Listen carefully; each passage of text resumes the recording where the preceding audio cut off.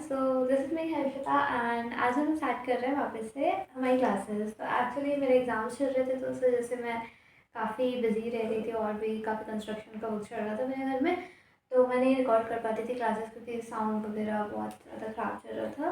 तो अभी हम रेगुलर क्लासेस स्टार्ट करेंगे and I am really sorry for that. अब हम स्टार्ट करें आर्टिकल नंबर 22 हमने सोचा छोड़ा था राइट टू फ्रीडम पे। अब हम स्टार्ट कर रहे हैं right against exploitation. Right against exploitation क्या होता है? एक्सप्लॉइट करना किसी भी इंडिविजुअल, चाहे वो सिटीजन हो इंडिया का या फिर नॉन सिटीजन हो, उसको अगर एक्सप्लॉइट करते हैं तो वो इस अगर उसको एक्सप्लॉइट करते हैं और वो इन्फ्रिंज होते हैं उसके फंडामेंटल राइट, तो इस फंडामेंटल राइट के अंदर वो सुप्रीम कोर्ट में अपना पिटिशन डाल सकता है। उसके बाद सबसे पहला क्या आता है इसमें, राइट अगेंस्ट एक्सप्लॉयटेशन का फर्स्ट पॉइंट है prohibits human trafficking, buying and selling. किसी भी ह्यूमन का वो नहीं होगा, ठीक है। उसके बाद ये प्रोहिबिट है हमारे कॉन्स्टिट्यूशन में। उसके बाद right against force labour and bonded labour. जो भी कोई फोर्स लेबर जिसको बंधुआ मजदूर बोलते हैं या फिर कोई बॉन्डेड लेबर जिसको कंटिन्यूसली काम कराया जाता है जिसमें लो वेजेस होते हैं या फिर वेजेस का पेमेंट ही नहीं होता, तो वो सारा इसमें इंक्लूड होता है, तो वो भी नहीं होगा, ठीक है। उसके बाद बेगार एंड स्लेवरी। बेगार क्या होता है? जैसे कोई भी पर्सन है, जैसे कोई पुलिसमैन है, ठीक है, और वो जाता है किसी शॉप पे और वहाँ पे वो कुछ सामान ले लेता है और फिर वो बोलता है कि मैं तो पुलिस वाला हूँ, मैं तो अपनी अथॉरिटी से तुम्हें पेमेंट क्यों करूँ। तो फिर ये क्या होता है? बेगार होता है। तो ऐसे ये बेगार करना भी प्रोहिबिट है हमारे इंडियन कॉन्स्टिट्यूशन में।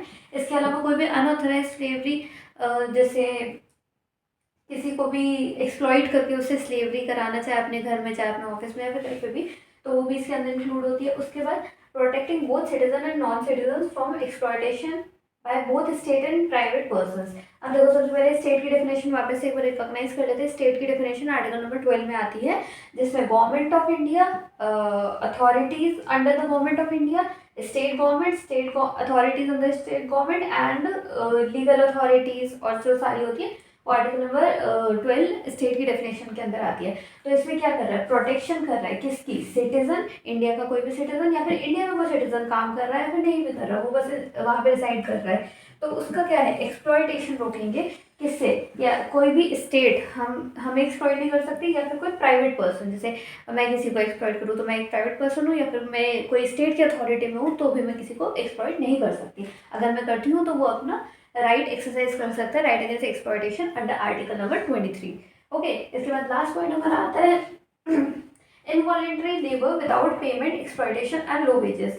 कोई भी ऐसा इनवॉलेंटरी लेबर कराना किसी भी इंसान से बिना पेमेंट के, एक्सप्लॉयटेशन के साथ या फिर कम पैसों में, तो वो भी सारा इंक्लूड होता है राइट अगेंस्ट एक्सप्लॉयटेशन में। Let's move to article number 23 of Indian constitution, which is also of right against exploitation of a individual, of an individual.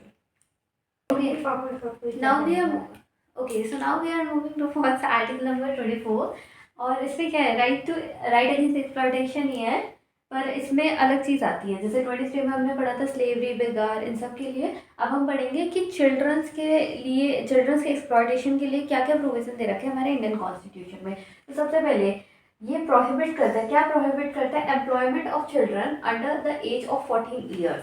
कितने छोटे बच्चे? 14 साल से जितने भी छोटे बच्चे हैं उनके साथ कोई भी एम्प्लॉयमेंट के, या फिर उनको एम्प्लॉयमेंट से रिस्ट्रिक्ट करता है या फिर उनका प्रोहिबिट करता है एम्प्लॉयमेंट। जो भी बच्चे छोटे हैं 14 ईयर्स के अंडर है, किस किस जगह पे? फैक्ट्रीज में, माइंस में, और कोई भी हजार्डस प्लेस में। Hazardous place in the sense कोई भी, जैसे माइनिंग के लिए बच्चों को उतार देते हैं, ठीक है, या फिर किसी भी ऐसे प्रोफेशन के लिए जहाँ पर उनकी जान को खतरा है, उनकी हेल्थ ख़राब हो सकती है, या फिर लॉन्ग टर्म में वो चीज़ सही नहीं है उन बच्चों के लिए।